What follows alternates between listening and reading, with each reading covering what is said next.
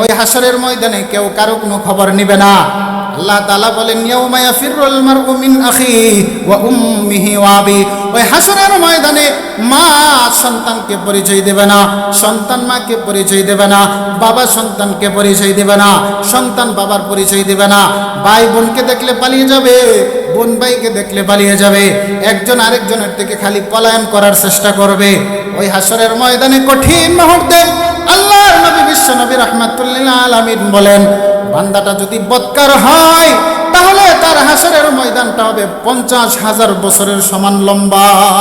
নাউজুবিল্লাহ। আল্লাহ রাব্বুল আলামিন ইরশাদ করেন, ওয়ামা আতাকুমুর রাসূলু ফাখুযু। হে দুনিয়ার মানুষ, নবীজি সাল্লাল্লাহু আলাইহি ওয়া আলিহি ওয়াসাল্লামের রেখে যাওয়া আদর্শকে তোমরা আঁকড়ে ধরো। ওয়ামা নাহাকুম আনহু ফান্তাহু। তিনি যা থেকে তোমাদেরকে নিষেধ করেছেন তার নিষিদ্ধ, নবী কর্তৃক নিষিদ্ধ কাজ থেকে তোমরা বিরত থাকো, এগুলো ছেড়ে দাও। ওয়াত্তাকুল্লাহ ইন্নাল্লাহা শাদীদুল ইকাব। আল্লাহ বলেন, হে দুনিয়ার মানুষ, তোমরা যেখানেই থাকো, যেভাবেই থাকো, আমি আল্লাহকে ভয় করো, জেনে রাখো নিশ্চয় আমি আল্লাহ কঠিন শাস্তিদাতা। নবীজি সাল্লাল্লাহু আলাইহি ওয়া আলিহি ওয়াসাল্লাম বলেন, আলা ইন্না ফিল জাসাদি মুদগা। হে আমার উম্মত, তোমাদের দেহের ভিতরে এমন একটি অঙ্গ রয়েছে, যেই অঙ্গটি যদি সুস্থ থাকে তাহলে তোমাদের 3.5 হাত দেহ সুস্থ থাকবে, আর সেটি যদি নষ্ট হয়ে যায় তাহলে তোমাদের 3.5 হাত বডি পুরাটাই নষ্ট হয়ে যাবে। সেটি কোনটি? আল্লাহ রসুল বলেন, আলা ওয়াহিয়াল কলব। সেটা হলো মানুষের হৃদয়, মানুষের কলব। কলব ভালো তো মানুষটা ভালো, কলব নষ্ট তো মানুষটা কি? এ হলো আয়াত ও হাদিসের অনুবাদ। আমার ভাইয়েরা, আমরা মানব জাতি, আমরা মুসলমান, আমরা ইমানদার, আমরা বেপরোয়াভাবে স্বাধীনভাবে মনের ইচ্ছা মতো চলতেছি, অথচ আমাদের সামনে বিপদের একটা নয়, দুইটা নয়, 4-4টি বিপদের ঘাট আছে। বিপদের এই 4টি ঘাট আমাদেরকে ধাপে ধাপে অতিক্রম করতে হবে। বিপদের 1 নম্বর ঘাটের নাম হলো সাকরাত বা মৃত্যু যন্ত্রণার ঘাট, 2 নম্বর কবরের ঘাট, 3 নম্বর হাসরের ঘাট, 4 নম্বর দুজখীদের জন্য দুজখের ঘাট। আজকে আমরা অল্প সময়ে বিপদের এই ঘাটগুলোর আলোচনা শুনব, এগুলো থেকে কিভাবে আমরা বাঁচতে পারি, বিপদের ঘাটগুলো থেকে কিভাবে আমরা মুক্তি পাব। আমার বাবাজিরা, পৃথিবীতে মানুষ 2 দলে বিভক্ত। এক দল হলো নেককার, আরেক দল হলো বদকার। বিপদের এই 4টি ঘাটিতে নেককারের এক অবস্থা হবে, বদকারের আরেক অবস্থা হবে। কে নেককার, কে বদকার? 5 ওয়াক্ত নামাজ পড়ে না, রমজান শরীফের রোজা রাখে না, লোকটা নেককার না বদকার? বদকার। সুদ খাই, ঘুষ খাই, লোকটা নেককার না বদকার? বদকার। গান গাই, জুয়া খেলে, এই লোকটা কি নেককার না বদকার? বিপদের এই 4টি ঘাটিতে নেককারের এক অবস্থা হবে, বদকারের আরেক অবস্থা হবে। বিপদের 1 নম্বর ঘাটের নাম হলো সাকরাত বা মৃত্যু যন্ত্রণার ঘাট। এটা আমাদের সামনে আছে না নাই?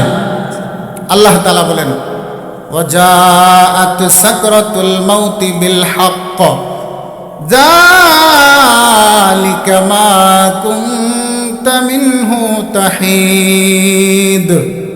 আল্লাহ রাব্বুল আলামিন বলেন, ও দুনিয়ার মানুষ, মৃত্যু যন্ত্রণা এটা সত্য, এতে কোনো সন্দেহ নাই। তুমি নেককার হও আর বদকার হও, নেককার বদকার সবার জন্য মৃত্যু যন্ত্রণা আছে না নাই?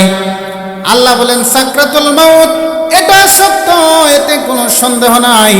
লোকটা নেককার হোক, বদকার হোক, তার জন্য মৃত্যু যন্ত্রণা আছে। তবে নেককারের মৃত্যু যন্ত্রণাটা হবে এক ধরনের, বদকারের মৃত্যু যন্ত্রণা হবে আরেক ধরনের। মৃত্যু যন্ত্রণা সাকরাতুল মাউত যখন শুরু হয়ে যায়, নেককারের রূহটা কিভাবে বের করা হয়, বদকারের রূহটা কিভাবে বের করা হয়? আল্লাহর নবী বলেন, ইন্নাল আবদাল কাফিরা ইযা কানা ফি ইনকিতাইম মিনাদ দুনিয়া ওয়া ইকবালিম মিনাল আখিরাহ নাযালা ইলাইহি মালাইকাতুম মিনাস সামাই মাআহুমুল মুসূহ। বিপদের 1 নম্বর ঘাট হলো মৃত্যু যন্ত্রণার ঘাট। এই ঘাটের মধ্যে নাফরমান বদকারের রূহটা কিভাবে বের করা হয়? আল্লাহর নবী বলেন, নাফরমান বান্দার যখন রূহ কবজ করার সময় হয়ে যায়, রূহ বের করার সময় যখন হয়, তখন আসমান থেকে 500 আযাবের ফেরেশতা তার কাছে আসে। কয়শো ফেরেশতা? 500 আযাবের ফেরেশতা আসে। শুধু 500 নয়, আল্লাহর নবী বলেন 501 জন আসে। 501 জনের মধ্যে 500 জন হয় অধীনস্থ আর 1 জন হয় লিডার। 500 আযাবের ফেরেশতা এরা খালি হাতে আসে না, এদের হাতে জাহান্নামের আগুনের তৈরি 500টা বেত থাকে। আর লিডার ফেরেশতার হাতে কি থাকে? আল্লাহর নবী বলেন, লিডার ফেরেশতার এক হাতে থাকে জাহান্নামের আগুনের তৈরি একটা বিশাল বড় লাঠি বা গদা, আর আরেক হাতে থাকে আরেকটা ঢাল। ওই ঢালের ভেতরে, ওই ডালের মধ্যে শুধু কাটার কাটা, বিষাক্ত দুর্গন্ধযুক্ত আগুনের কাটা। নাফরমান বান্দা, বদকার বান্দার রূহটা যখন বের করার সময় হয়, আল্লাহর নবী বলেন ওই মালাকুল মাউত লিডার ফেরেশতা তার মাথা থেকে পা পর্যন্ত লোহার ডালটাকে, ওই ডালের মধ্যে যত কাটা আছে সবগুলো কাটা তার হাতের বড় লাঠি দিয়া পিটাইয়া পিটাইয়া আঘাত করিয়া করিয়া তার শিরায় উপশিরায় ঢুকাইয়া দেয়। এরপরে নাফরমান বান্দাকে বলে, নাফরমান বান্দার রূহটাকে খেতাব করিয়া বলে, ইয়া আইয়াতুহান নাফসুল খাবিসা উখরুজি ইলা সাখাতি রাব্বিক। হে পাপাত্তা, তুই আল্লাহ তাআলার অসন্তুষ্টির দিকে বেরিয়ে আয়। নাফরমান বান্দার রূহটা বের হতে চায় না।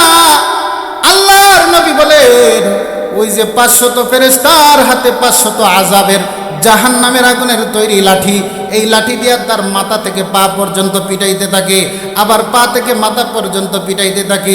পিটাইতে পিটাইতে তার রূহটাকে এইভাবে লাঞ্ছিত অপমানিত করে তার রূহটাকে বের করা হয়।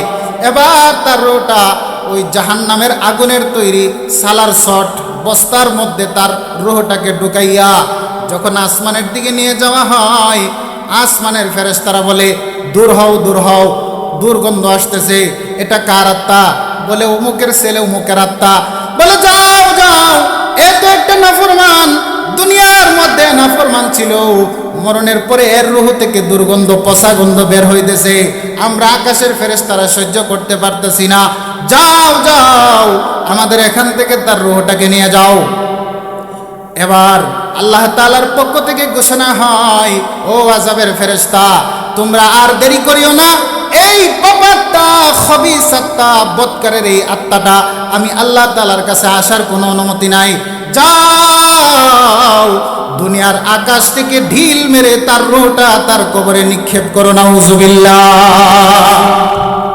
নাফরমান বান্দার রূহটাকে এইভাবে লাঞ্ছিত অপমানিত করে জাহান্নামের আগুনের তৈরি বেত দিয়ে বেত্রাঘাত করে তার রূহটাকে বের করিয়া আসমানে নেওয়া হয়।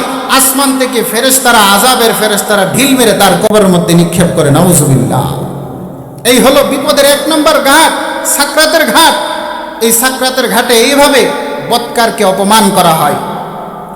পক্ষান্তরে লোকটা যদি নেককার হয়, আল্লাহর নবী বলেন, ওয়া ইন্নাল আবদাল মুমিনা ইদা কানা ফি ইনকিতাইন মিনাদ দুনিয়া ওয়া ইকবালিন মিনাল আখিরা নাযালা ইলাইহি মালাইকাতুম মিনাস সামা মাআহুম কাফানুম মিন আকফানিল জান্নাহ ওয়া হানুতুম মিন হানুতিল জান্নাহ। আল্লাহর নবী বলেন, পক্ষান্তরে লোকটা যদি নেককার হয়, সাকরাতের ঘাট বিপদের 1 নম্বর ঘাট, এই ঘাটের মধ্যে তার প্রতি সম্মান শুরু হয়ে যায়। কিভাবে হয়? আল্লাহর নবী বলেন, নেককার বান্দার রূহটাকে বের করার জন্য 501 জন ফেরেশতা আসে। এর মধ্যে 500 জন হয় অধীনস্থ, 1 জন হয় লিডার। 500 ফেরেশতার হাতে কি থাকে? আল্লাহর নবী বলেন, মাহুম কাফানুম মিন আকফানিল জান্নাহ, তাদের হাতে জান্নাতি কাফনের কাপড় থাকে। আর কি থাকে? ওয়া হানুতুম মিন হানুতিল জান্নাহ, জান্নাতি সুঘ্রাণ আতরের বোতল থাকে। 500 ফেরেশতার হাতে 500টা জান্নাতি আতরের বোতল থাকে, কাফনের কাপড় থাকে। লিডার ফেরেশতার হাতে কি থাকে? আল্লাহর নবী বলেন, লিডার ফেরেশতার এক হাতে থাকে জান্নাতি রায়হানের ফুলের তোড়া। চিৎকার দিয়ে বলেন সুবহানাল্লাহ। রায়হান ফুলের তোড়া, কত সুন্দর একটা ফুলের তোড়া। আল্লাহর নবী বলেন, রাইহানের ফুলের তোড়া। রাইহান একটা জান্নাতি ফুল, এই ফুলের মধ্যে একটা ফুলের কালার হবে 500 কালার। একটা ফুল এর কালার কয়টা? 500 কালার। 500 কালার বিশিষ্ট এই রাইহান ফুলের তোড়া দিয়া নেককারের রূহটাকে বের করা হয়। নেককারের রূহটা যখন বের হয়ে যায়, এবার জান্নাতি কাফনের কাপড়ের মধ্যে তাকে ঢুকাইয়া তাকে আদর যত্ন করিয়া সম্মানের সহিত তাকে জান্নাতি কাফনের কাপড় পরাইয়া প্রথম আকাশের দিকে নিয়ে যাওয়া হয়। প্রথম আকাশের ফেরেশতারা তার জন্য আসমানের দরজাটা খুলে দেয়।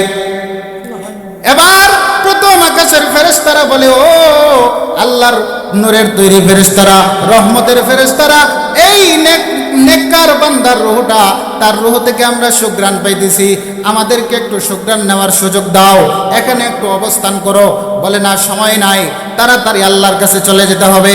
এই কথা বলিয়া ফেরেশতারা নেককার বান্দার রূহটা নিয়ে দ্বিতীয় আকাশে চলে যায়। দ্বিতীয় আকাশের ফেরেশতারাও তাকে মারহাবা জানাই, মোবারকবাদ জানাই, আর বলে আমাদের এখানে কিছুক্ষণ অবস্থান করুন, আমরা একটু সুঘ্রাণ নেই। বলে না, সুযোগ নাই, তার এই আত্মাটা আল্লাহ তাআলার কাছে নিয়ে যেতে হবে তাড়াতাড়ি। এই কথা বলিয়া তৃতীয় আকাশে যায়।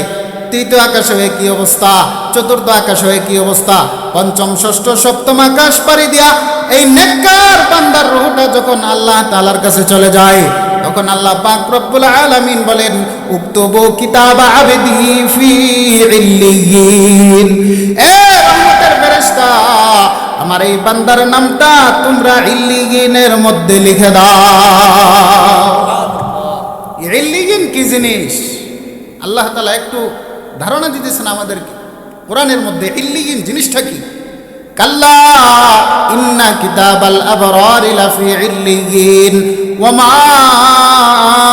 আদরাকা মা ইল্লিয়ুন কিতাবুম মারকুম। ইল্লিয়িন হচ্ছে আল্লাহ পাক রব্বুল আলামিনের মহাসিংহাসন আরশ আজিম। আরশ আজিমের নাম আপনারা শুনছেন নি? মহাসিংহাসনের ঠিক বরাবর নিচে মাঝখানে একটা সাইনবোর্ড আছে। ওই সাইনবোর্ডের মধ্যে সমস্ত জান্নাতি বান্দাদের নাম ঠিকানা লেখা হয়। চিৎকার দিয়ে বলেন সুবহানাল্লাহ।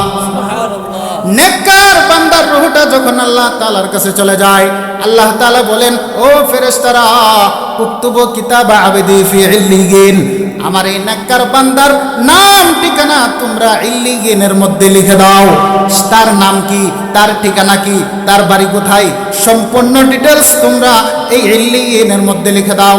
আর আল্লাহর নবী বলেন, ইল্লিয়িনের মধ্যে যেই বান্দা বান্দির নাম ঠিকানা লেখা হবে, নিঃসন্দেহে ও একজন আল্লাহর জান্নাতি বান্দা।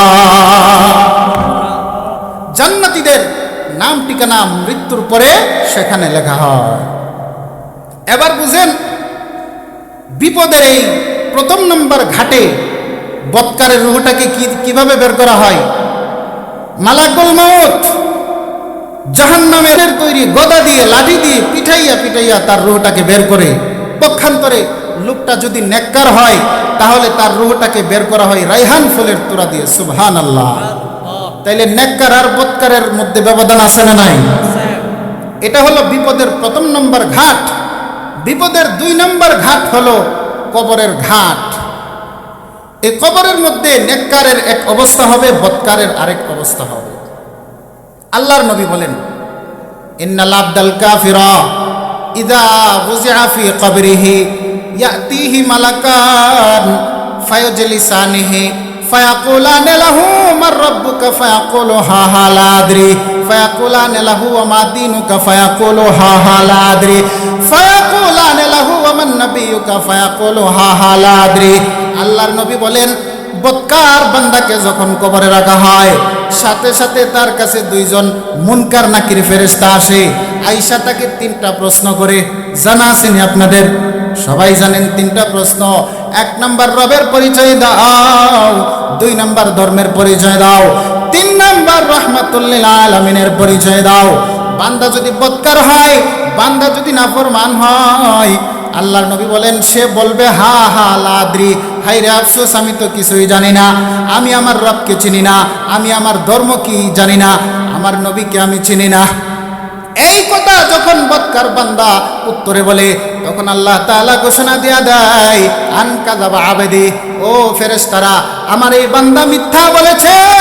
দুনিয়ার মধ্যে আমি আল্লাহকে চেনার জন্য, আমার নবীকে চেনার জন্য, আমার হাবিবকে চেনার জন্য, আমি আল্লাহর দেওয়া ইসলাম ধর্মকে চেনার জন্য বহু নবী রাসূল আমি আল্লাহ তাআলা পাঠাইছি তাদের হেদায়েতের জন্য।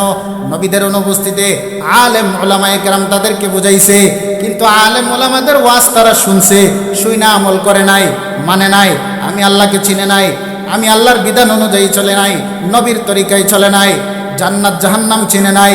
যাও ও আযাবের ফেরেশতা, আন কাযাবা আবদি, আমার বান্দা মিথ্যা বলেছে, ফাফরিশুহু মিনান নার, এই বদকার বান্দার কবরটাকে তোমরা জাহান্নামের কবরের মধ্যে জাহান্নামের বিছানা বিছায়া দাও, নাউযুবিল্লাহ।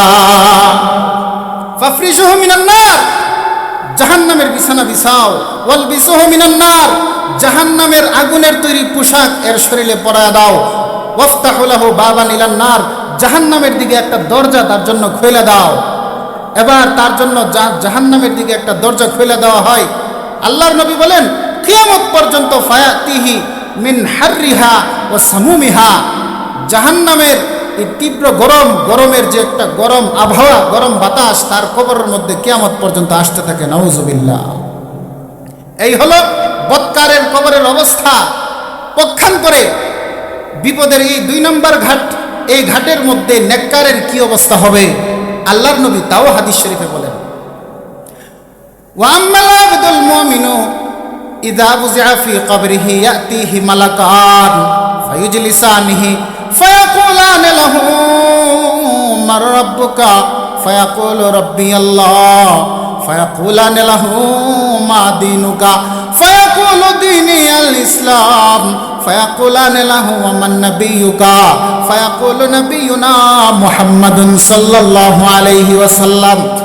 আল্লাহর নবী বলেন, পক্ষান্তরে বান্দাটা যদি নেককার হয়, নেককার হইয়া যদি সে কবরে যায়, কবরের মধ্যে 2 জন ফেরেশতা আসে, মুনকার নাকির ফেরেশতা। আয়েশা তাকে 3টা প্রশ্ন করে, মার রব্বুকা মা দীনুকা মান নাবিয়ুকা, 3টা প্রশ্ন করতে দেরি, বান্দার উত্তর দিতে দেরি হয় না। বান্দা যখন নেককার বান্দা যখন 3 প্রশ্নের উত্তর দেয়া দেয়, আল্লাহ পাক রব্বুল আলামিন সাথে সাথে ঘোষণা দেয়া দেয়, আন সাদাকা আবেদি, আমার বান্দা সত্য বলেছে। দুনিয়ার জীবনে এই বান্দা আমি আল্লাহকে চিনেছে, আমার নবীকে চিনেছে, আমার কোরআনকে চিনেছে, আলেম ওলামায়ে কেরামকে সম্মান করেছে, 5 ওয়াক্ত নামাজ পড়েছে, রোজা রেখেছে, সমস্ত ইবাদত বন্দেগী সঠিকভাবে আদায় করেছে। ফেরেশতা যাও যাও, তাকে আর কষ্ট দেওয়ার দরকার নাই, আমি আল্লাহ ঘোষণা দিয়ে দিলাম, ফাফরিশুহু মিনাল জান্নাহ, তার কবরটার মধ্যে জান্নাতের বিছানা বিছাইয়া দাও, ওয়ালবিসু মিনাল জান্নাহ। শুধু তাই নয়, শীতকালের মধ্যে সে কিভাবে থাকবে, তার পাড়া প্রতিবেশীরা তাকে কবরে শোয়া আসছে, মাত্র 3টা সাদা কাফনের কাফন পরাইয়া তাকে কবরের মধ্যে দিয়া চইলা গেছে। এখন সে কিভাবে ঠান্ডার মধ্যে থাকবে, তাদের কোনো টেনশন নাই। ফেরেশতা যাও যাও, আমার এই নেককার বান্দাকে আর কষ্ট দেওয়া যাবে না, ওয়ালবিসুহু মিনাল জান্নাহ, তার কবরের মধ্যে তার শরীরে তোমরা জান্নাতের পোশাক পরায়া দাও, ওয়াফতাহু লাহু বাবান ইলাল জান্নাহ, জান্নাতের দিকে একটা দরজা খুলিয়া দাও, জান্নাতের এয়ার কন্ডিশনে বাতাস, ঠান্ডা বাতাস যেন তার কবরে আসতে থাকে। এইভাবে বান্দা যদি, লোকটা যদি নেককার হয়, তখন তার কবরটা হয়ে যায় এয়ার কন্ডিশনে বাতাস। পক্ষান্তরে লোকটা যদি বদকার হয়, তার কবরটা হয়ে যায় জাহান্নামের একটা অগ্নিকুণ্ড। কথা বলেন ঠিক না বেটি? তাহলে বিপদের এটা হলো 2 নম্বর ঘাট। এই ঘাটের মধ্যে নেককারের এক অবস্থা, নেককারের কবরটা হয় এয়ার কন্ডিশনে বাতাস, আর বদকারের কবরটা হয়ে যায় কি, জাহান্নামের আগুনের অগ্নিকুণ্ড। এটা হলো বিপদের 2 নম্বর ঘাট। এবার আসুন, বিপদের 3 নম্বর ঘাট হলো হাসরের ঘাট। কিসের ঘাট? হাসরের ঘাট। ওই হাসরের ঘাট, এটা হলো বিপদের 3 নম্বর ঘাট। সবাইকেই হাসরের ময়দানে উঠতে হবে, হবে কি হবে না? আল্লাহ তাআলা বলেন, ইয়াউমা ইয়াখরুজুনা মিনাল আজদাতি সিরাআন কাআন্নাহুম ইলা নুসবিন ইউফিদুন। ওই হাসরের ময়দানে লোকটা নেককার হোক আর বদকার হোক উলঙ্গ অবস্থায় উঠবে। নবীজি বলেন ইউহশারুন নাসু ইয়াউমাল কিয়ামাতি হুফাতান উরাতান গুরলা। হাসরের ময়দানে দুনিয়ার সবগুলো মানুষ, সে নেককার হোক আর বদকার হোক, সবাই উলঙ্গ অবস্থায় হাসরের ময়দানে উঠে দাঁড়াইতে হবে। হবে কি হবে না? তার মানে আমি আপনি যারা আছি, দুনিয়ার সমস্ত মানুষ, নারী হোক পুরুষ হোক, সবাই উলঙ্গ অবস্থায় দাঁড়াতে হবে। আল্লাহর নবী যখন এই হাদিস বলেছেন, আল্লাহর নবীর প্রিয়তমা স্ত্রী আম্মা জান আয়েশা রাদিয়াল্লাহু আনহা বললেন, ইয়া রাসূলুল্লাহ, ইয়া হাবিবাল্লাহ, আর-রিজালু ওয়ান-নিসাউ ইয়ানজুরু বাযুহুম ইলা বায। হাসরের ময়দানে যদি সমস্ত নারী পুরুষ উলঙ্গ অবস্থায় দাঁড়াইতে হয়, তাহলে এটা তো নারীদের জন্য বিশাল একটা লজ্জাকর ব্যাপার। কারণ পুরুষদের নজর যদি নারীদের প্রতি পড়ে যায়, এটা নারীদের একটা ইজ্জতের সম্ভ্রমের মধ্যে আঘাত করবে কি পড়বে না? আল্লাহর নবী বলেন, আয়েশা, তুমি যা ভাবতেছো তা না, হাসরের ময়দানটা এত একটা ভয়ঙ্কর হবে। আল আমরু আসাদ্দু মিন আইয়ানজুরা বাযুহুম ইলা বায। ওই হাসরের ময়দানের ভয়াবহতা দেখা মানুষ একজন আরেকজনের দিকে তাকাইবে দূরের কথা, একজন প্রত্যেকে যার যার নফস নিয়া বলবে, ইয়া নাফসি ইয়া নাফসি, হায়রে আমার কি অবস্থা হবে, আমার কি অবস্থা হবে। ওই হাসরের ময়দানে কেউ কারো কোনো খবর নিবে না। আল্লাহ তাআলা বলেন, ইয়াউমা ইয়াফিরুল মারউ মিন আখিহি ওয়া উম্মিহি ওয়া আবি। ওই হাসরের ময়দানে মা সন্তানকে পরিচয় দেবে না, সন্তান মাকে পরিচয় দেবে না, বাবা সন্তানকে পরিচয় দেবে না, সন্তান বাবার পরিচয় দেবে না। ভাই বোনকে দেখলে পালিয়ে যাবে, বোন ভাইকে দেখলে পালিয়ে যাবে, একজন আরেকজনের থেকে খালি পলায়ন করার চেষ্টা করবে। ওই হাসরের ময়দানে কঠিন মুহূর্তে আল্লাহর নবী বিশ্ব নবী রাহমাতুল লিল আলামিন বলেন, বান্দাটা যদি বদকার হয়, তাহলে তার হাসরের ময়দানটা হবে 50,000 বছরের সমান লম্বা। নাউজুবিল্লাহ বলে। লোকটা যদি বদকার হয়, হাসরের ময়দানটা তার জন্য হয়ে যাবে, হাসরের দিনটা হবে একদিন, কিন্তু বদকার হইলে তার একদিন লম্বা হবে তার জন্য কয় হাজার বছর? 50,000 বছর লম্বা হবে। সূরা মাআরিজের মধ্যে আল্লাহ বলেন, ফি ইয়াউমিন কানা মিকদারুহু 50 আলফা সানা ফাসবির সাবরান জামিলা ইন্নাহুম ইয়ারাউনাহু বাঈদা ওয়া নারাহু করিবা। আল্লাহ তাআলা বলেন, ওই হাসরের ময়দানে নেককার বদকার সবাইকে উঠতে হবে। তবে নেককারদের জন্য হাসরের ময়দানটা হয়ে যাবে সুখের একটা জায়গা, আর বদকারদের জন্য হাসরের ময়দানটা হবে একটা রিমান্ডের মাঠ। কিসের মাঠ? রিমান্ডের মধ্যে আসামিকে তথ্য নেওয়ার জন্য শাস্তি দেওয়া হয় কি হয় না? ওই হাসরের ময়দানেও আল্লাহ পাক রব্বুল আলামিন কিছু কিছু আসামিকে কিছু কিছু শাস্তি দিবেন।